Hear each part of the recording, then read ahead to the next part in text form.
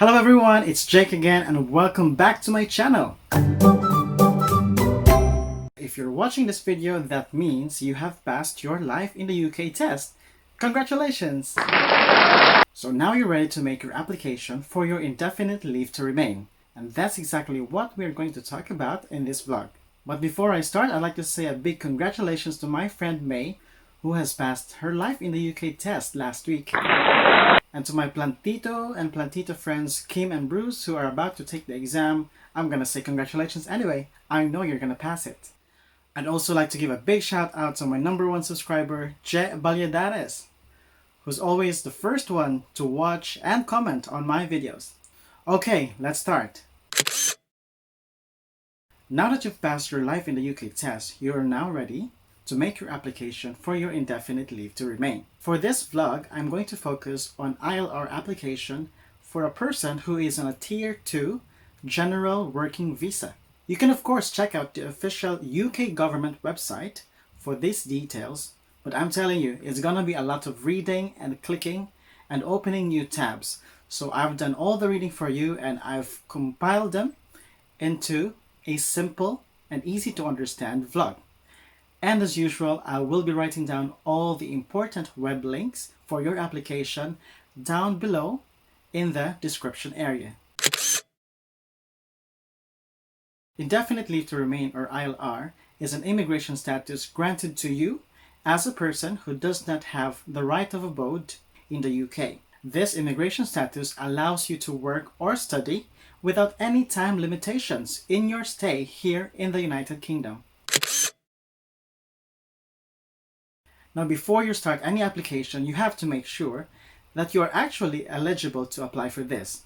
So what are the eligibility criteria? #1, you must have a Tier 2 General Working Visa. If you're an overseas nurse like me, coming from a non-EU country, this is the same visa that you have used for the last 5 years in order to work here in the United Kingdom.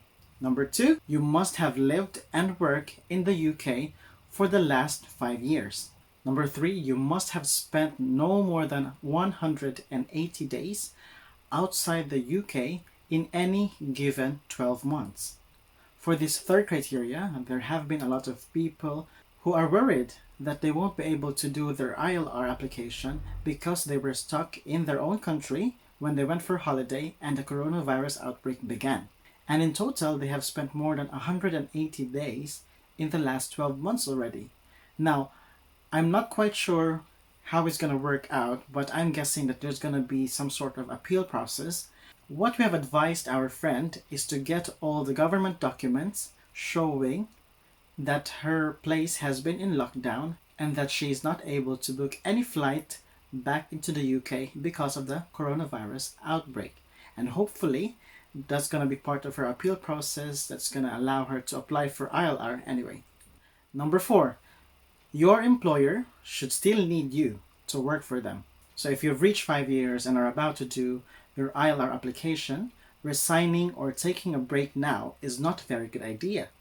The Home Office will be checking your certificate of sponsorship and confirming with your employer that you are still needed or are currently employed with them. #5, you must have a salary of £35,800 per annum or more. This is called the minimum earnings threshold. So for nurses like me, even if you are band 6, you still will not reach this minimum earnings threshold. But don't worry, there are exceptions to this 5th criteria. So you don't have to meet this minimum earnings threshold if, #1, your job is a PhD level job listed in the codes of practice. #2, if your job is part of the shortage of workers list. And this is exactly where we nurses belong. So for us nurses, our code is 2231.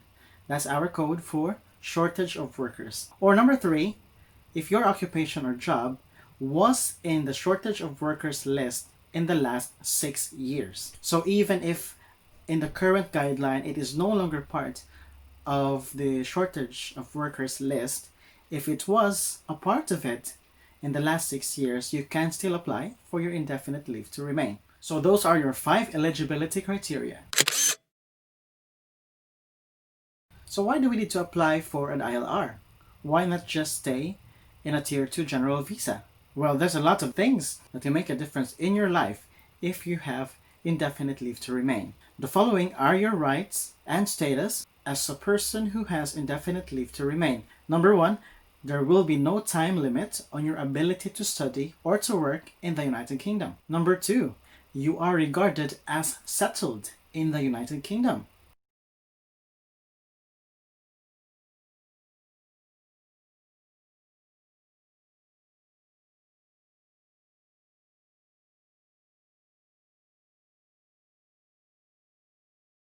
Number three, you are now free to work in any business, profession, or employment, even self-employment, as long as you comply with the laws and statutory regulations.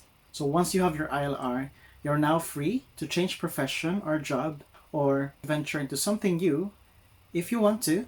Unlike when you were in a Tier 2 working visa, your employer will no longer have a hold on you. You're now free to change jobs or do some extra part-time work with other companies if you like. Number four, you are free to study in the UK. If you have grown tired of working and you have enough funds to support yourself to study another course so that you can change your profession, then you can do that. Number five, you can leave and re-enter the United Kingdom without any immigration restriction, but you must not stay outside the UK for more than 2 years. Number six, if you are a Commonwealth citizen, you can now vote in local and national elections as well as referendums. Number seven, you will have free access to health care. You won't be paying your immigration health surcharge anymore. Number eight, you will have access to public funds. After 10 years of UK national insurance contributions, you are now eligible to receive your state pension. Or if something happens and you lose your job for some reason,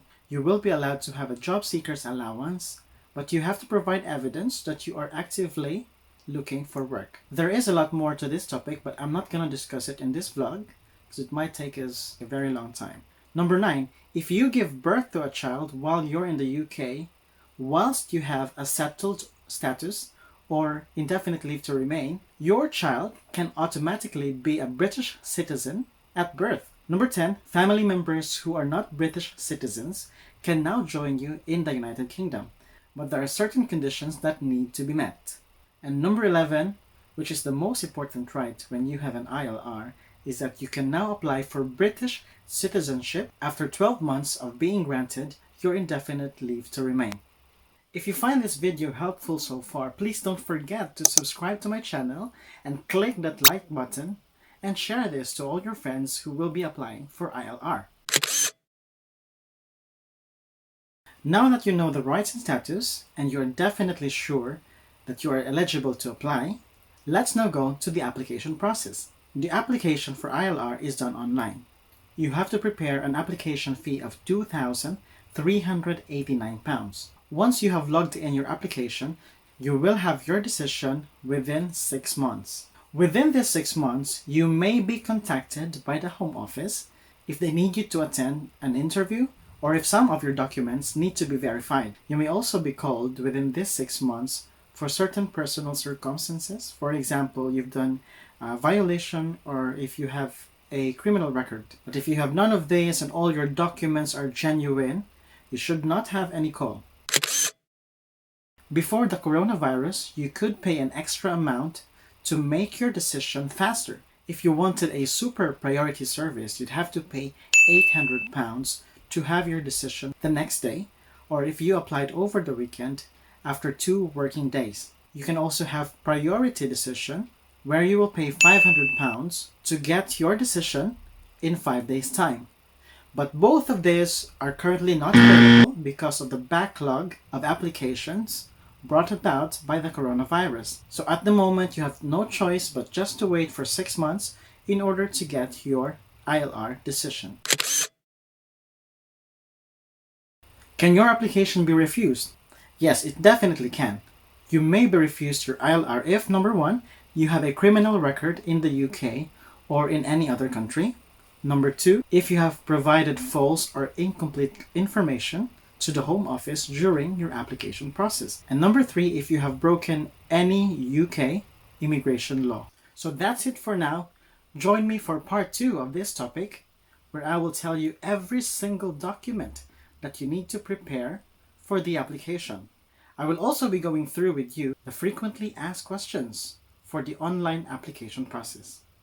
So see you next time, guys. Have a nice day. Bye-bye.